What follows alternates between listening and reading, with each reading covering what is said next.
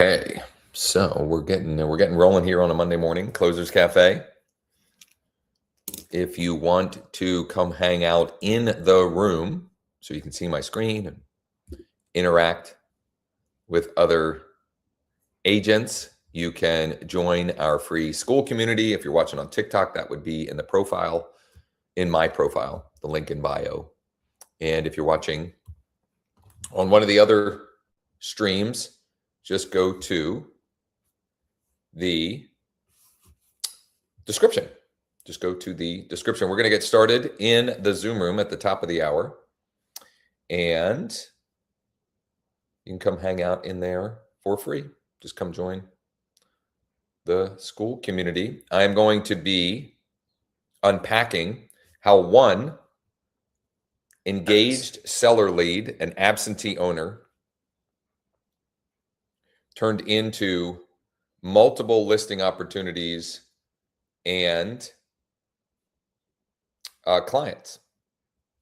Should be fun. And there will be some actionable items that you can take the ball and run with as well. So go ahead and come hang out. Come join our free school community. If you're watching on TikTok, the link is in bio. If you're watching on one of the other streams, it is in the description. Let me get in here and get the ball rolling.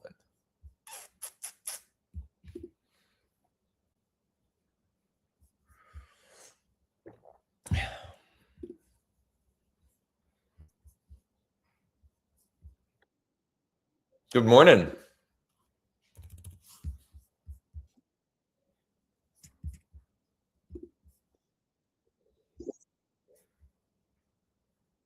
Test. Okay, just making sure my microphone is working on the live streams.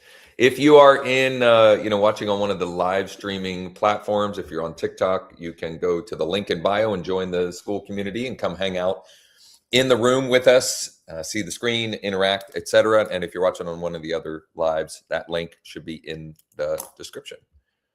And we'll get started in about a minute.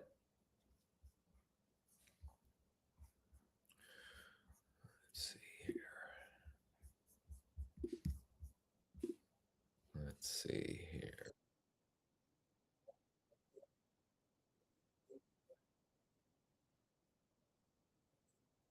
That's right. Yep. They're each their own unique link, but they're in school, just like a unique Zoom link, basically. Functions.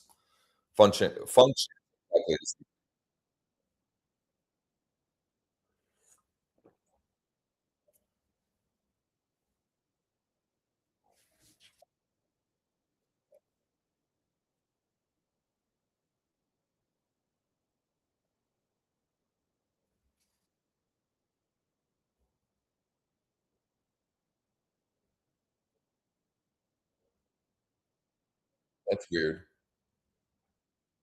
Well, their live streaming platform is still relatively new. So, for example, I believe at the end of this, you will see a spot where you can provide feedback. I don't think it's just me when I end it. I think if you're watching, you also get it. And so that might be a good place to put that feedback, because they are very attentive to that. And in other words, they want feedback because they want to continue to make the platform better for all parties. So could be worthwhile. And again, I think you see it when I end it. I think it's not just me, but it might be. I don't know, because I haven't been a participant on the other end on many of these. Okay, one last call to action over here. TikTok, you can join our school community. The link is in my bio. You'll be able to see my screen, interact with others. And if you're watching on one of the other live streams on YouTube or Facebook, etc., the link is in the description. I'm going to make sure that I record, because I forgot last week, at least one of the times, to do that. So let me make sure that that is good to go. All right, recording live, and away we go. This morning, This morning, I'm going to share a couple of different things. But first and foremost, I'm going to share how one engaged seller lead has turned into multiple listing opportunities and multiple client opportunities when you kind of pull the thread and go the extra mile. And I'll unpack exactly what that means and what that looks like. I am also going to close the loop on last week's live prospecting session. So last week on Wednesday, I was live prospecting senior owners. And that's the one that I forgot to record. You can check out the replay, however, in or on my YouTube channel. It just doesn't have the screen share. Live and learn. Better next time. Anyway, I want to close the loop on that because that live session, by all accounts, was not very productive. In other words, I didn't get or have many conversations or connections on the live stream. And yet, within 48 hours, actually, I think within 24 hours, it had significantly changed for the better. And I want to share that as well. A good reminder this morning that process, I'll say that both of these, quite honestly, are relevant, but process and progress over perfection. Process and progress over perfection. And by process, I mean that Wednesday session last week, live prospecting, I just stuck to the process. I just was doing the work. And in real time, it didn't seem very productive or fruitful. And then within 24 hours, that all changed because I focused on the process and didn't worry about perfectly executing this, that, or the other thing, because there is no perfect. So just focus on the process, doing the work. And eventually, over time, that process will turn into progress and good things are going to happen. So I'm actually going to go in reverse order here. I have this. I'm going to come back to this. Okay, and update those numbers. But I want to start with this. So this is now week three of Ed working on my team to do cold outreach using LeadDeck on my behalf. So his goal, his one sort of focus, his process is to use LeadDeck to reach out and bring me back warm, engaged leads. And I don't think it was last week. I think it was late the week before that. He sent me a warm, engaged lead, a guy by the name of Harold. Harold owned a parcel of vacant land in Perry County. And Ed was reaching out about that parcel of vacant land. I really like work in vacant land, whether I list it or we purchase it, make some improvements, etc. I just like that asset class. And what's interesting about vacant land is they're also absentee owned, which means it's generally speaking not the only property they own, and there's lots of benefits from that. So Ed sent me this warm, engaged lead. His name is Harold. And I'm going to stop my screen share because you don't need to be staring at this the whole time. So his name is Harold, and I called him, and I got the scoop. So I got the insider intel from Harold, and it seemed like an incredible opportunity. So much so that I was already getting ready, lined up for I have a funding partner that I do some of those deals with on vacant land, and I was getting him teed up for it. Well, I then started to pull the thread. Okay, I started to pull the thread. What do I mean by that? I started to do the underwriting, the due diligence, etc. on this property. First and foremost, I called the township or borough, I don't remember, and I wanted to talk to zoning. And I found out very quickly that there's not much you can do with this parcel. So this is a parcel that has a well and septic, but it's an old well and septic, and there was a mobile home that was pulled off of the parcel 7 or 8 years ago. And that parcel is now non-conforming. In other words, it's not big enough to really do anything with, because according to the zoning, you can't, without, you would have to get a variance to be able to put something back on. And the zoning officer pretty much said, you can try, but you're not going to get one. So I was like, okay, thank you for your honesty. But I had a good connection with Harold, and he was clearly very motivated. So instead of just saying, well, there's nothing I can do, I put on my problem-solving cap, similar to James's hat this morning. And I decided to figure out, where might there be an opportunity with this? And quite honestly, if I'm being truly honest, and why wouldn't I be, right? I probably would have done this anyway, but the zoning officer made it easier for me to connect the dots, because one of the things she said was it probably only has value to a neighbor. And she said, I'm looking at the parcel map, and there's a guy that owns the one to the right, and that would make his way more valuable. And then some conservancy owns the parcel on the left. They're probably not going to be interested. So I thought, well, let's try and track down the guy on the right. See what we can do. So I used Lead Deck to skip trace, and I also used some other skip tracing strategies. I put my private investigator hat on, because it wasn't real easy to find the guy that owned the property on the right. His name was Art. And somehow or another, I called Art's buddy. I have no idea why, but somehow Art's buddy is one of the numbers that showed up when skip tracing for Art. And he called me back. We had a fun conversation. He was a great guy. I must have made a decent impression with him, because Art called me last week. Art called me back last week. I was never able to track him down, and the phone number he called me on wasn't anywhere on the skip tracing. I don't know why, but it wasn't. So he calls me back. He said, yeah, you talked with my buddy so-and-so. He said you seemed like a good guy, so I figured I'd call. He says, yeah, I tried to buy that parcel from Harold a couple of years ago, and it just didn't work out, etc. And we're talking about small,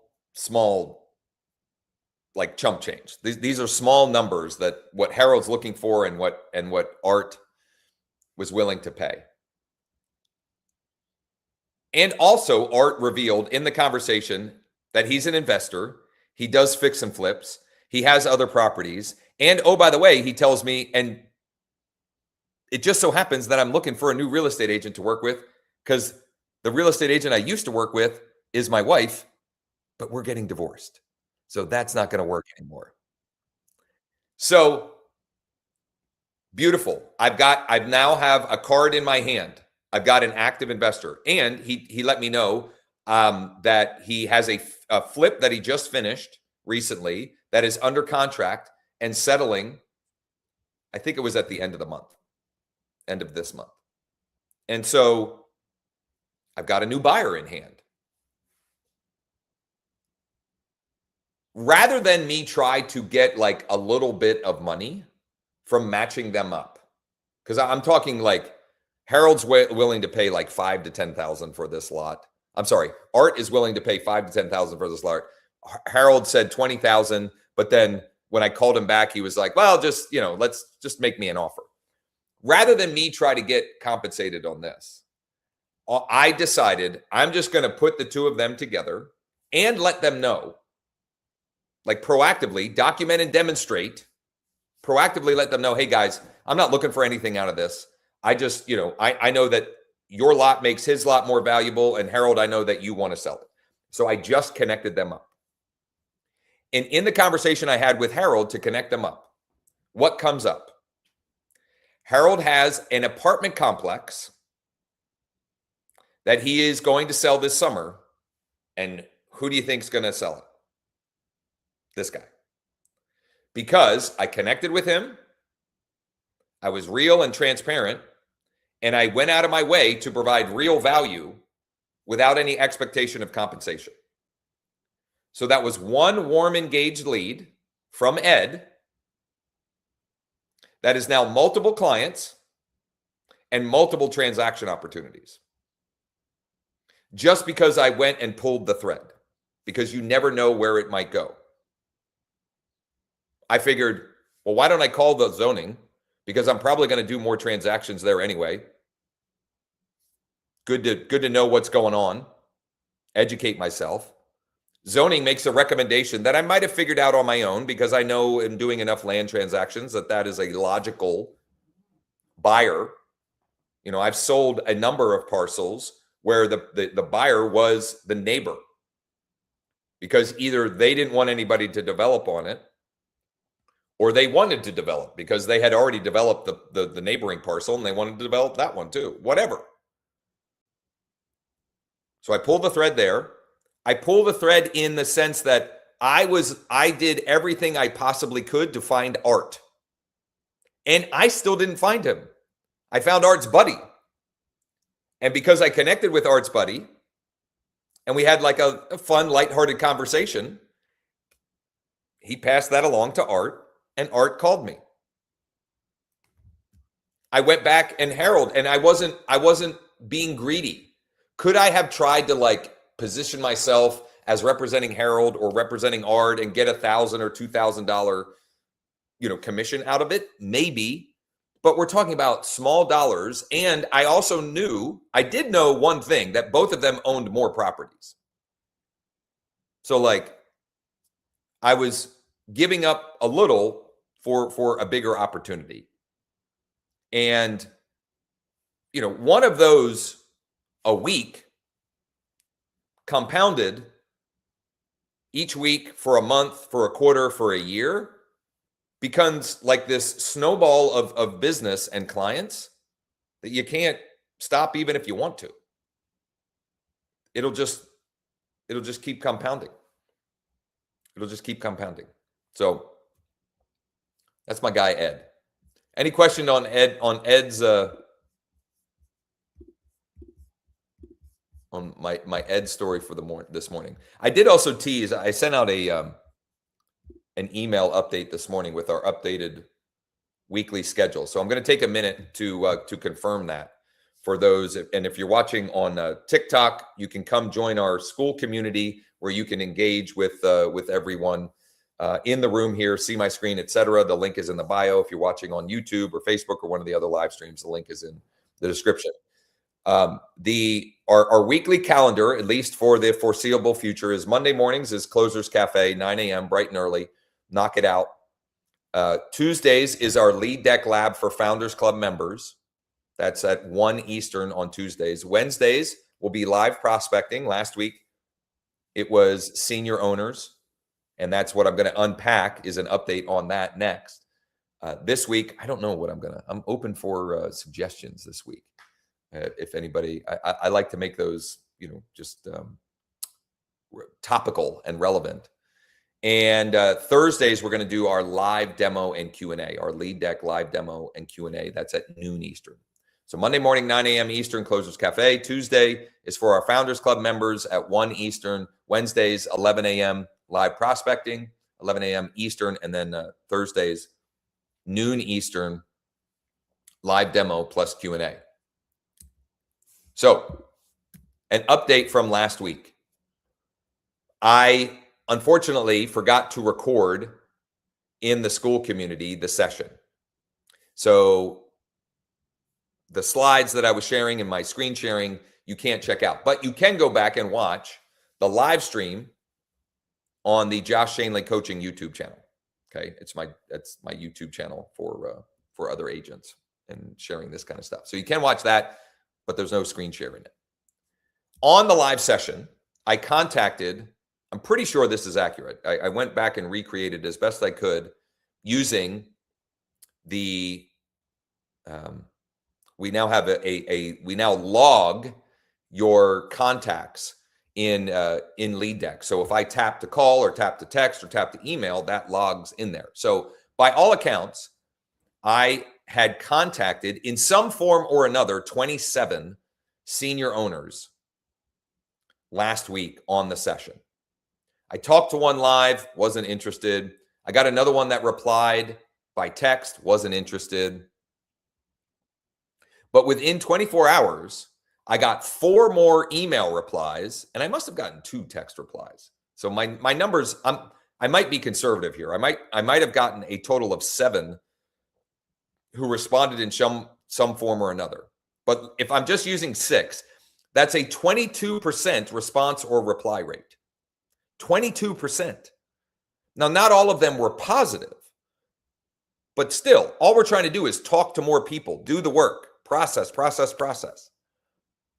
3 of the replies were positive. So that's an 11% positive response rate.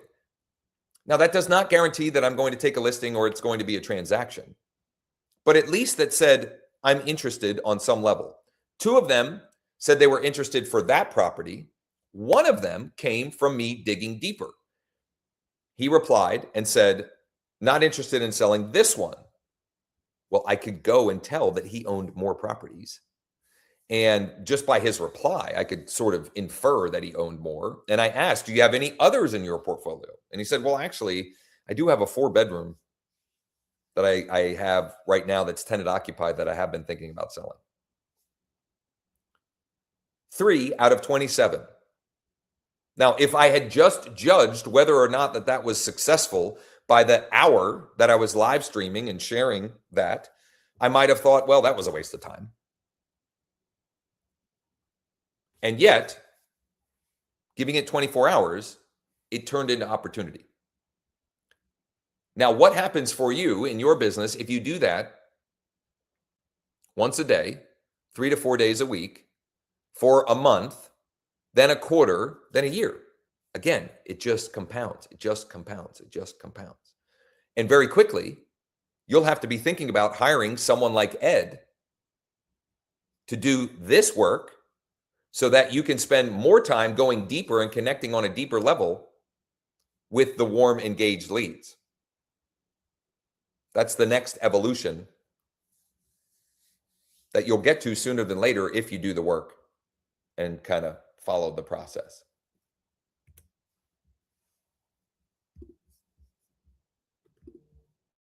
Questions, comments, etc. And if nothing else, what I'm going to do is I'm going to do a little bit more of this work, do the work, right? And also use it as a way to show off some cool enhancements that have been made to Lead Deck, if I'm being honest. Stephanie, you said land deals. What does that mean? What do you got?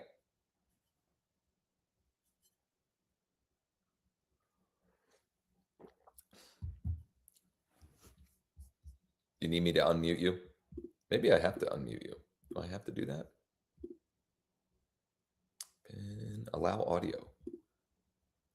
I may have to look at the settings. I didn't know that no, Richard, you opened your line, right? Oh, okay. Maybe Stephanie's not. Well, Stephanie, if you go ahead and share. Mark.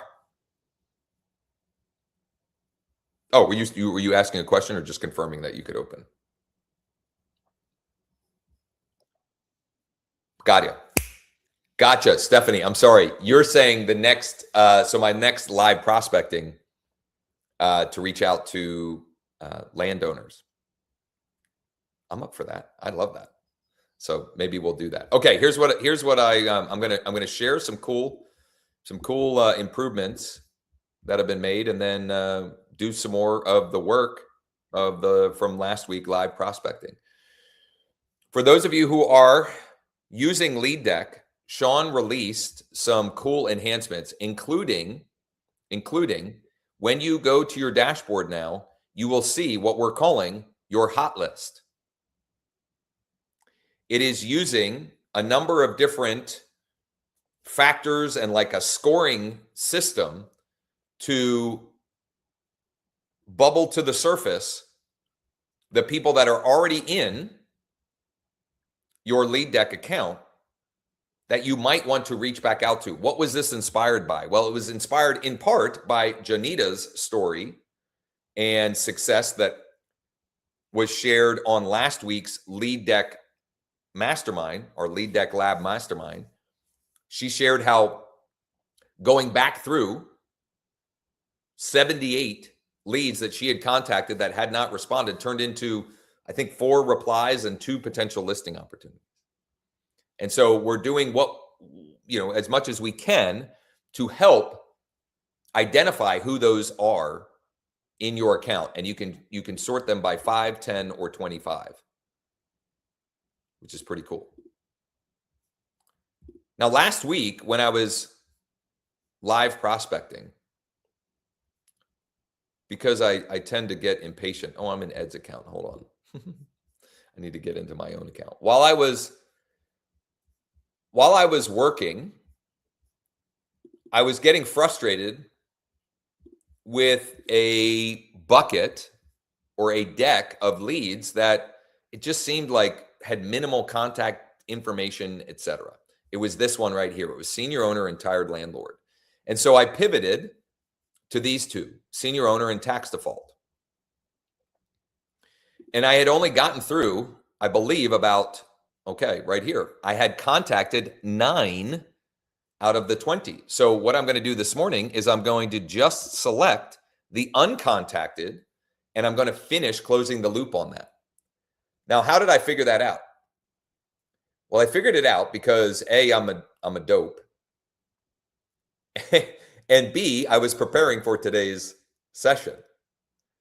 What do I mean I'm a dope?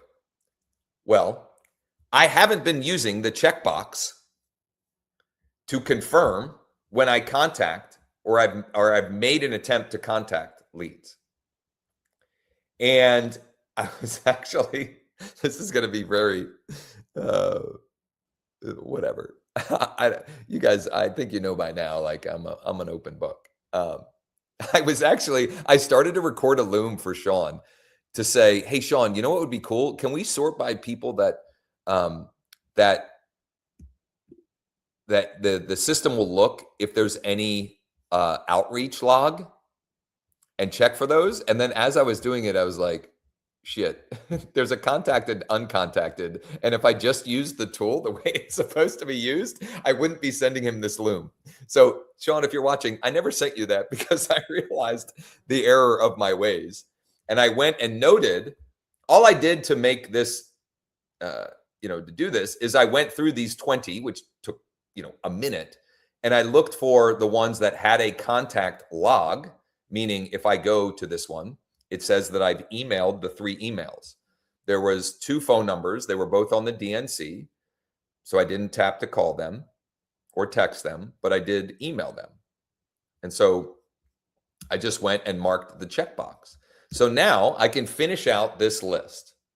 And I think I'm just going to finish out this session by doing the rest of that from my phone. As I'm doing that, if you're watching on TikTok and you want to come hang out in our school community, the link is in my bio. If you're watching on one of the other live streams, the link is in the description. So anytime I'm switching back and forth, you always want to refresh on your phone, and all you do is log in on your preferred browser. Like there's not a formal, app. It's web-based. So I'm going to find the deck that I was working during that session. It's these 20 properties right here. It's this zip code plus their senior owner plus tired landlord. I'm going to tap on the 20 and notice I can sort by favorites. I haven't favorited any of them. I probably should because there's at least one in here that did reply. So maybe I'll have to go back through that. Actually, let's do that first. So I'm going to sort by contacted first. And let me see which of these, there's at least one of them that replied after the fact. It is not that one. So I've got 9 here that I'm just toggling through. Wasn't that one. Eric did not. Let's, ooh, I think it's this one. I think it's, no, it's not. I'm sorry. No, it's not. I got excited. Let's see here. Not that one either. I'm just toggling through here because I want to show another useful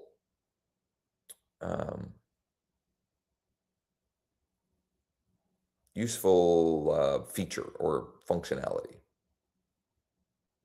Here, maybe I'm gonna have egg on my face. I thought there was one that had replied, but I'm not seeing the one I thought. They must have been in the other decks. Oh, nope, this is it. This is it. Perfect. So this one did reply and is open to and considering selling. So when that happens, if I hit the heart button, I can add them to my seller deck, and I can push them to my CRM once that's integrated as well, which mine is. I've already pushed this one because that's a long story, but I can push them in there, and that's one of the integrations that we set up when you're using the tool. Okay. Let me go back to the deck here. Oh, and what does that do when you add them to your master deck? These are the ones that you can look at a glance are engaged. You've connected with them. They're open to an offer or thinking about selling, etc. Okay, so I'm going to switch to the uncontacted, and we're just going to start tapping away here. Think, okay, this one is an agent. So you know what, I'm just gonna keep moving along here. All right, this one, there's a mobile number. Oh, here's another enhancement that we released. It will check if the numbers are active. Now it's still not flawless or foolproof, but it's also testing the emails. So we're trying to improve the data as well, so you can be more effective or most effective and efficient.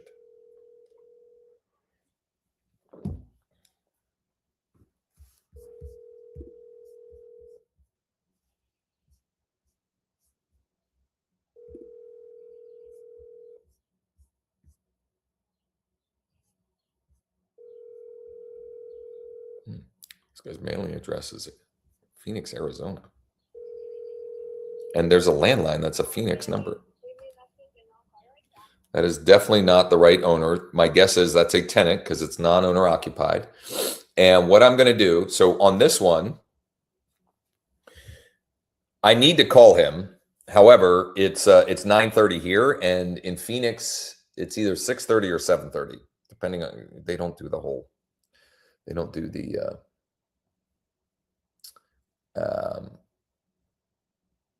daylight savings time.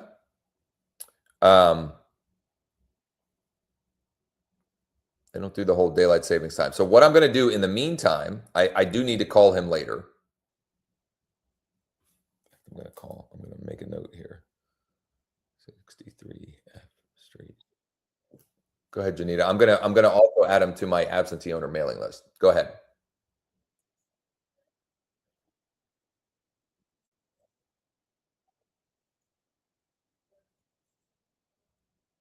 Yeah, so and it's not accurate, it's whether or not it's active. So that's new.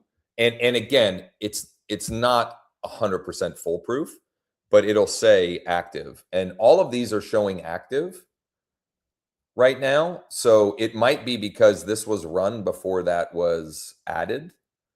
Because I'm looking at another one and this one says all the numbers are active, but then it says the emails are untested. So it's a work in progress, but it's us trying to do everything we possibly can to provide you the best and most accurate data, and also proactively eliminate data if we can. So this actually is a good example. So that it's showing 3 active numbers. The first one's on the DNC, but it also says See, it's hiding one inactive number, which if for some reason you wanted to see that, you can still see it, but it's saying not reachable. So what will happen is it'll just go do, do, do, or something like that. Yeah, it just hangs up. Okay. So it's us doing everything we can to give you the best data and eliminate data that we can where you know it's clear that it's not active or accurate. And again, it's not perfect, but it's an improvement. Let's try to call Lester. Okay, so for example, this says this is an active landline, but if I call it, it just hangs up. So it's not perfect. My guess is the phone number is still a working number, the mobile number, but it's on the DNC, so I'm going to skip it. And I'm going to skip it in part because I am 95% certain I've got a good working email for Lester because it's his name at Yahoo, and I have one that's his name at Comcast, and I have one that's his name at Gmail. One of those is his real working email, and I know that when I get the real working email, I get a very high response rate. So I'm also going to add him to my mailing list for absentee owners as well.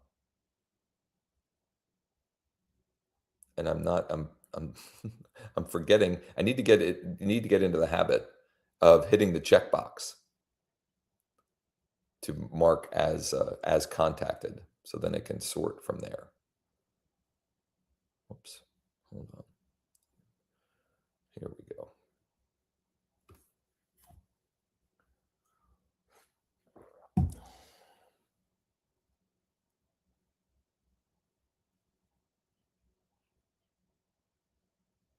There it is. Okay, I'm going back here. I'd gotten knocked out of it. And let's see here. I did contact him.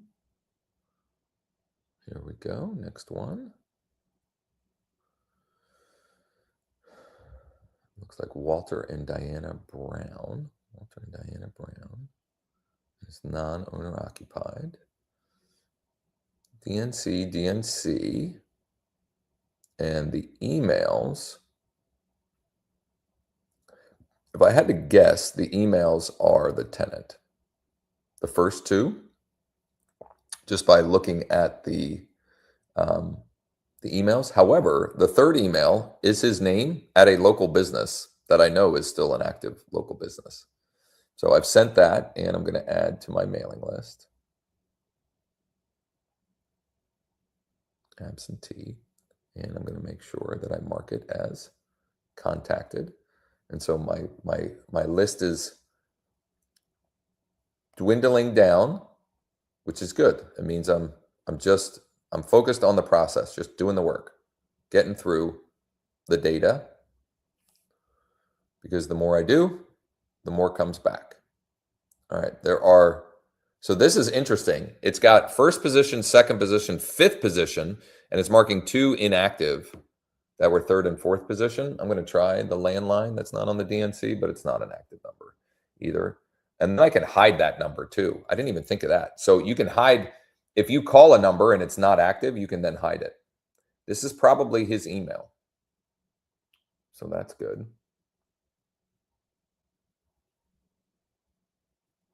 And I would say, so I've got a Yahoo, a Gmail, and a Comcast email, which is good. And this is non-owner occupied, in other words, absentee. So I'm going to add him to the absentee direct mail list as well. And mark it as contacted. 212 Fern. Gilmore. Okay, I haven't been doing this because I haven't needed to, but this has 2 numbers and no email. So I'm going to try the enhanced on this one.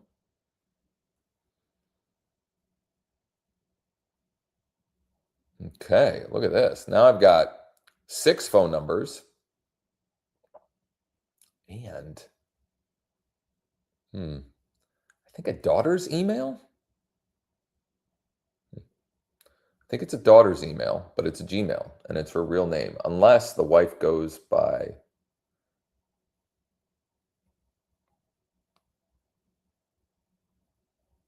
something different. So I'm going to send to those. And I've got a couple other phone numbers that I can try as well. Landline, landline, landline. They're probably not working, but we'll give it a try. Yep. No good. No good. Add to mailing list.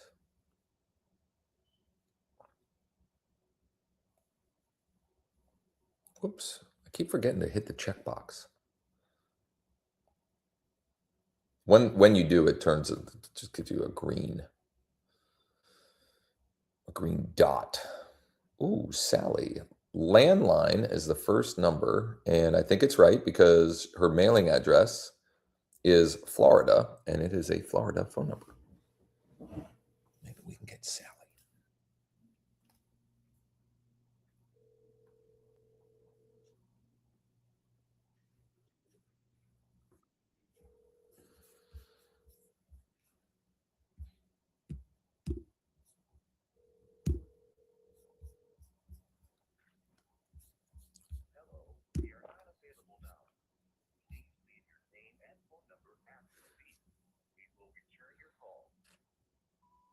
Sally, good morning. This is Josh Shanley with eXp Realty. I was calling with a question about a property I believe you still own in Carlisle, Pennsylvania, 1400 Wagoners Gap Road.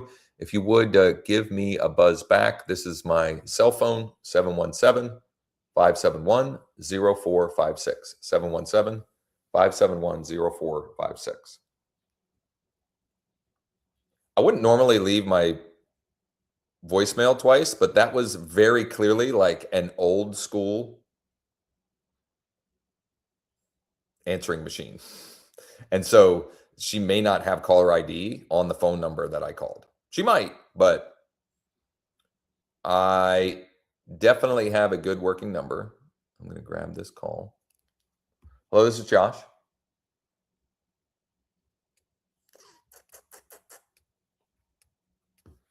One of our non-negotiables, right? Answer all calls and or return any missed calls if or when not possible. I said I definitely have a working number. I did have a working number, but what I was trying to say actually is I've got one of these is definitely her email. And it's 3 that are showing as tested. It's 2 Gmails and a Yahoo, and very, very likely that I've got the right person one way or the other. 630 West Lowther. Donald. Okay. One phone number, DNC. One phone number, DNC. Let's go ahead and enhance it.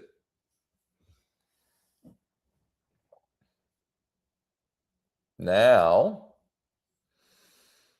I've got 5 total phone numbers, but they're all in the DHC except the last one. And the last one is a 505 number, which doesn't make any sense because both of the addresses are Carlisle addresses. However, I got his email. It's first name, last name at Gmail. Booyah. Does anybody even say booyah anymore? My kids would be like, what? What are you talking about? So I sent here. This is, I think this is valuable on some level. The first and the third emails are the same email. One is Don.Nichter. One is Don Nichter. So don't send both. And this one might also be the right email. These are not. Adelphia.net and at roadrunner.com or Roadrunner. Like, don't even bother. Like, it's the way, why? And I am like, if I were a betting man, and I'm not because I'm terrible, my March Madness bracket is evidence thereof. I don't even pay for any of them anymore. I only do my family one because I'm so bad at it. And I had Florida with Florida, Iowa, the guy in the corner. Anyway, where was I even going with this? Oh, if I was a betting man, which I'm clearly not, it is like it's nearly 100% certain that that's his real email. And I'm going to send him that email. And if he doesn't reply to that email, I'm going to get a nudge from Gmail later in the week. And I'm going to say, Don, ? And he'll probably reply to that one if he didn't reply or respond to the first one. And I'm in here. He's absentee owner. I'm going to add him to the absentee owner direct mail list as well. And then I'm going to make sure that I check the box because I did contact him and then hit next. Somebody open the line with a question.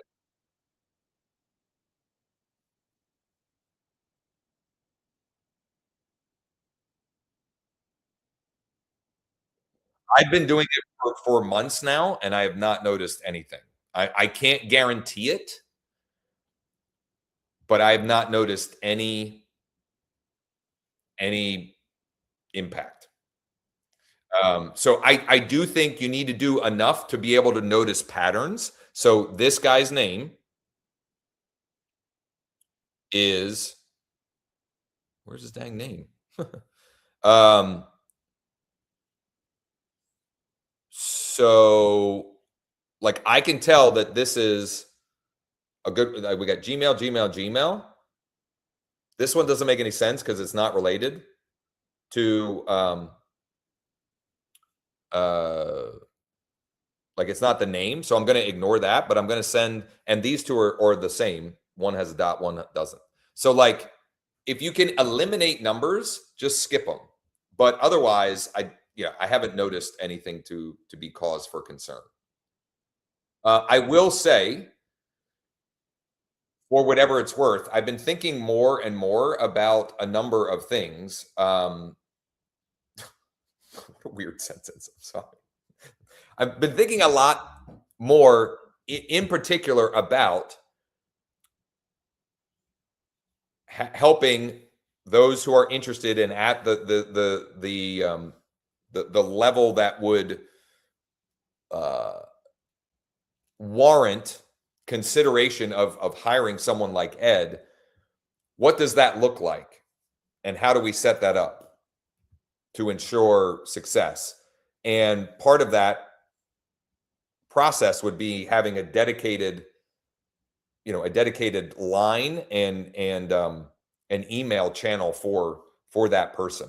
At least if I'm thinking like absolute very best practices, and then we've got to work our way down the tree, like what making it fit whatever the circumstance is. Because right now Ed is using his phone number and his Gmail, and that's been fine and it's working, but eventually I will probably have to look at another solution. And for me, because he's local, I will probably just add a line to my business account and he'll have a dedicated phone, and we'll create a dedicated Gmail account for that as well.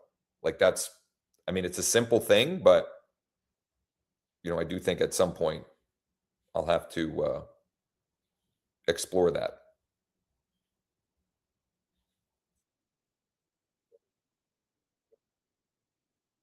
Yeah. Yeah. I will literally get him his own dedicated number and phone. Yep. And I can see his call. Like, not that I have any reason to believe he's not doing anything, but then it's even more transparency into what he's doing, because I can see what he's doing in Lead Deck, but I don't see how long the conversations are or things of that nature. There are some things that are missing there.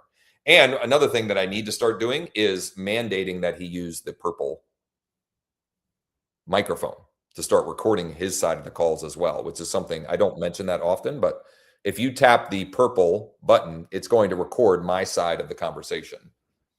And then AI will look at the transcription and make recommendations.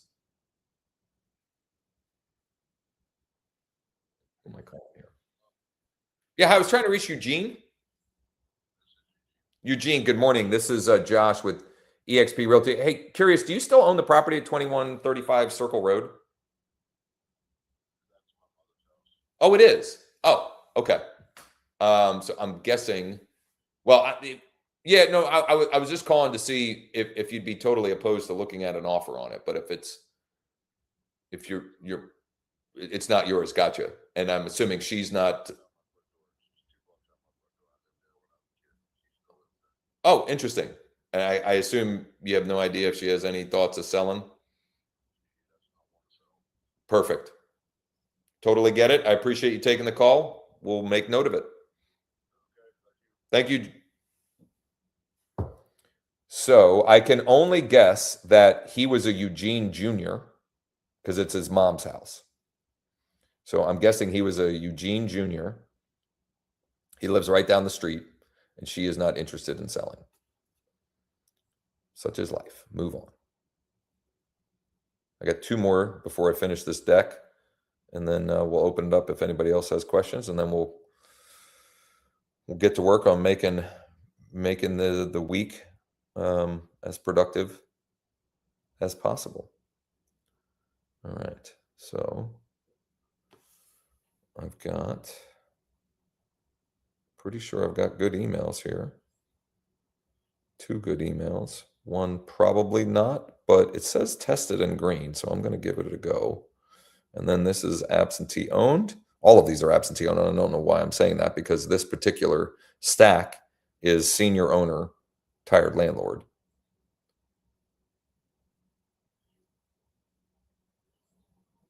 Okay, and then, whoops. I keep forgetting to tap the, boom, there we go.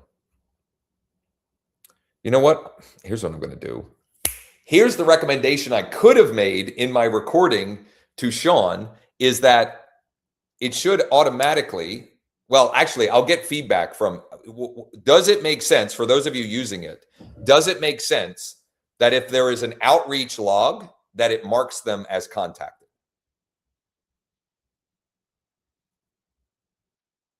Yeah. Why would we, right? Because if we're tracking that, we might as well automatically note that they have been contacted, because the only way we would have tapped is if we were trying to contact. That is the recommendation that I will make to Sean, unless anybody has significant opposing viewpoints. But to me, that just makes a ton of sense, for sure. One less step to worry about. Okay, last one in the deck here. Joseph Nunez. I mean,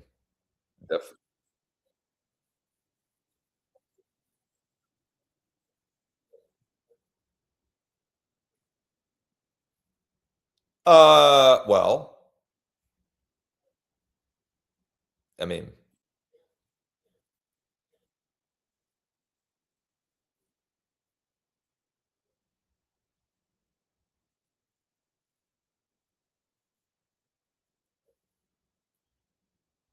maybe he owns more. Maybe he owns more.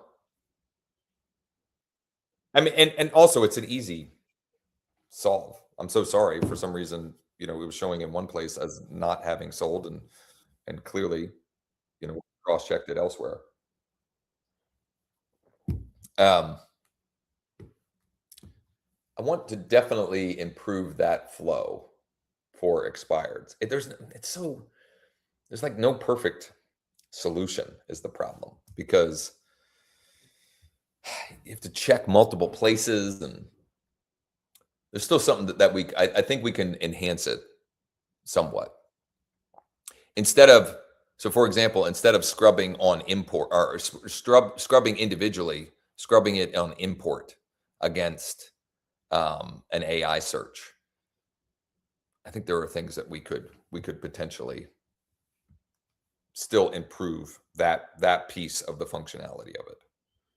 And also, it'll still never be perfect, because the data, no matter what provider you're using, there's going to be some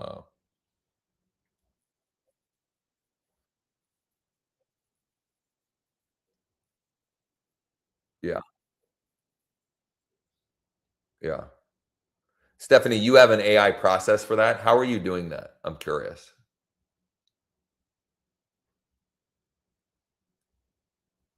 I don't know if Stephanie can't open her mic or not.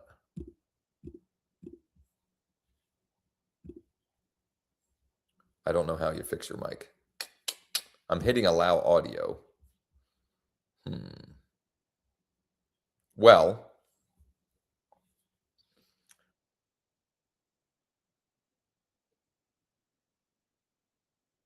oh, it could be that. Yeah, that's a good shout. So the settings at the bottom, if you hit that, maybe it's pulling the wrong mic um, input.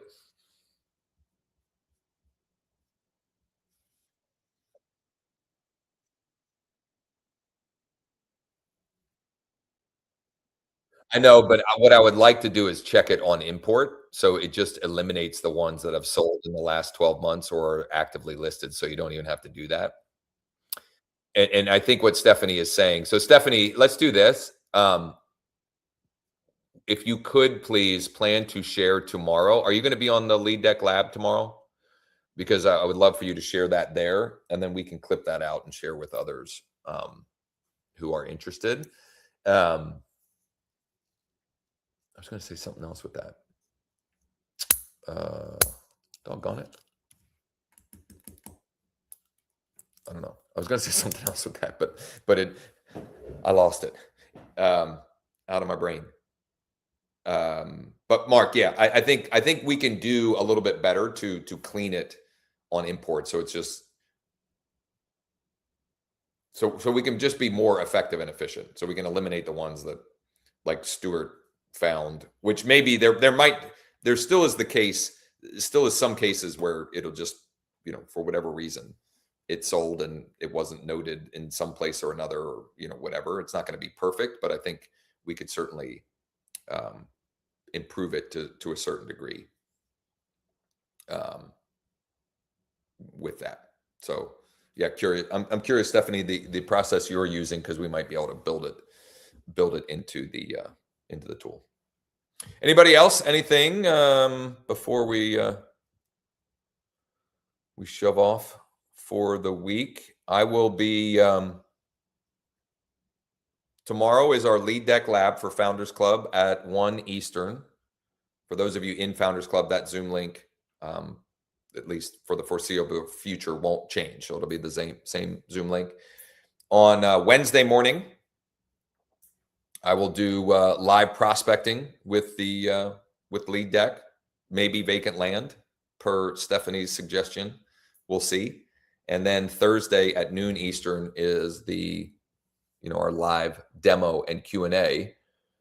I got this.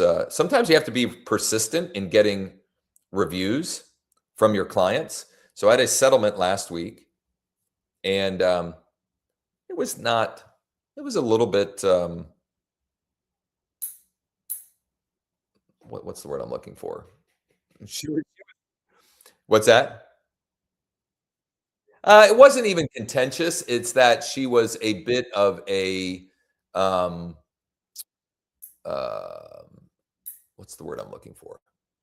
She was just a high touch client. She just required a high touch, and we did some, we got creative on making some improvements to help her. She was in a kind of a sticky situation as far as financially, but she was thrilled. Okay, in the end, she was thrilled, and I would say most of the time, she, in the process, she was thrilled. It was just she was stressed and so forth.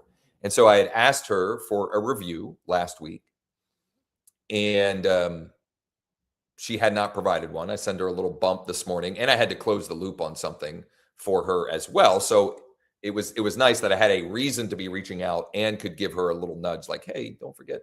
And then she left me a nice little 5-star on Google. I'm getting close to 100. I'm at like 95 or 96. I want to get that triple digit, hopefully sooner than later.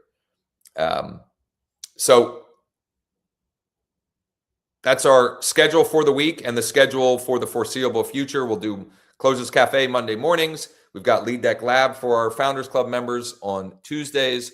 We'll do the live prospecting on Wednesdays, and then the live demo and Q&A on Thursdays. For any of you in here who might be interested and want to chat about, I'll call it, participating in a beta group or plan to get you set up with someone like Ed, just reach out to me, email or DM me. We're going to be building that out, and I think for the right person, that could be exactly what they need to get to whatever that next level of listings taken and transactions closed. I would say that it really is only if if you're consistently taking 2, 3, 4 listings per month and just looking to scale that up. If not, I think you are better suited investing a month or a quarter at minimum into doing the work, so that when you find the right person, you have the skill set to be able to help direct them and train them, etc. And will be more skilled at taking the warm, engaged leads that they're bringing you and actually turn those into contracts and closings and compensation. All right. Thank you all. One last call. If you're on TikTok watching, you can come join our free school community. The link is in bio. If you're on YouTube, Facebook, etc., watching the live stream, the link is in the description. I did remember to record this, so I'll share the recording with the screen shares in our school community as soon as it's rendered. Doesn't take long, and look forward to seeing those of you who are in our Founders Club tomorrow on our mastermind. Thanks all. Let's make it a great week.